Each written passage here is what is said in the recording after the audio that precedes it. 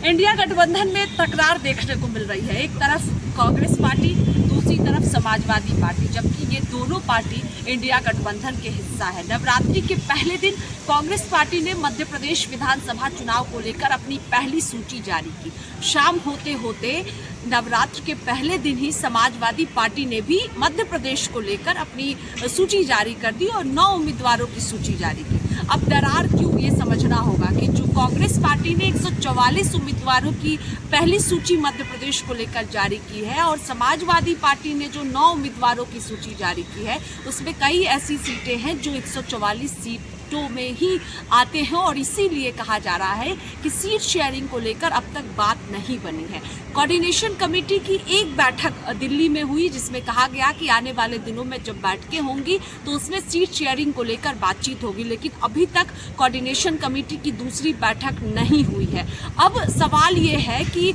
आखिरकार जब इंडिया गठबंधन एकजुट होने की बात लगातार कह रहा है, तो फिर जब मध्य प्रदेश में विधानसभा चुनाव है तो समाजवादी पार्टी ने अपने प्रत्याशी उतारे उन्हीं सीटों पर जिस सीटों पर कांग्रेस पार्टी ने सुबह में अपने प्रत्याशी को उतार दिया था। तो क्या अखिलेश यादव जो लगातार कहते आ रहे थे कि हम सब एक है, बातचीत सीटों को लेकर भी होगी और सीटों पर भी सहमति बनेगी, अब सवाल इसीलिए उठने शुरू हो गए हैं, क्या इंडिया गठबंधन में सीटों को लेकर बातचीत नहीं बनी है, इसीलिए अलग अलग प्रत्याशी उतारे जा रहे हैं। 5 राज्यों में विधानसभा चुनाव हो रहे हैं, राजस्थान, छत्तीसगढ़, मध्य प्रदेश, मिजोरम और तेलंगाना। अब मध्य प्रदेश इसलिए भी दिलचस्प है कि जिस तरह से अखिलेश यादव पहुंचे हुए थे वहां पर प्रचार करने के लिए और प्रचार के दौरान अखिलेश यादव की तरफ से ये बातें कही गई थी कि सीट शेयरिंग को लेकर हम बातचीत करेंगे, सीटों को लेकर कि कितनी सीटों पर कांग्रेस पार्टी, कितनी सीटें समाजवादी पार्टी को देंगे। लेकिन इन सब के बीच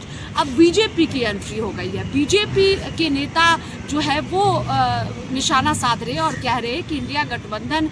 की पिक्चर पूरी तरह से साफ है कि दरारें हैं और 24 तक पूरी तरह से टूट देखने को मिलेगी, पूरी तरह से इंडिया गठबंधन बिखरा हुआ रहेगा और प्रधानमंत्री नरेंद्र मोदी ही देश के बनेंगे। ये भारतीय जनता पार्टी की तरफ से कहा जा रहा और ये भी कहा जा रहा है कि जब 2024 के लोकसभा चुनाव होंगे तो उत्तर प्रदेश की खास तौर पर अगर हम बात करते हैं तो समाजवादी पार्टी भी कांग्रेस पार्टी को सीट नहीं देगी, ये भारतीय जनता पार्टी कह रही है। अब ये देखना अहम होगा कि सीट शेयरिंग को लेकर कब इंडिया गठबंधन में बातचीत शुरू होगी, क्योंकि कोऑर्डिनेशन कमेटी की जब बैठक हुई थी तो उस दौरान ये बातें कही गई थी कि हम सब एक हैं और चुनाव मिलकर लड़ेंगे। लेकिन जिस तरह से तस्वीरें देखने को मिल रही है, जिस तरह से मध्य प्रदेश में कांग्रेस एक तरफ, समाजवादी पार्टी एक तरफ, अब ये आगे कहाँ तक जाएगा ये देखना दिलचस्प होगा।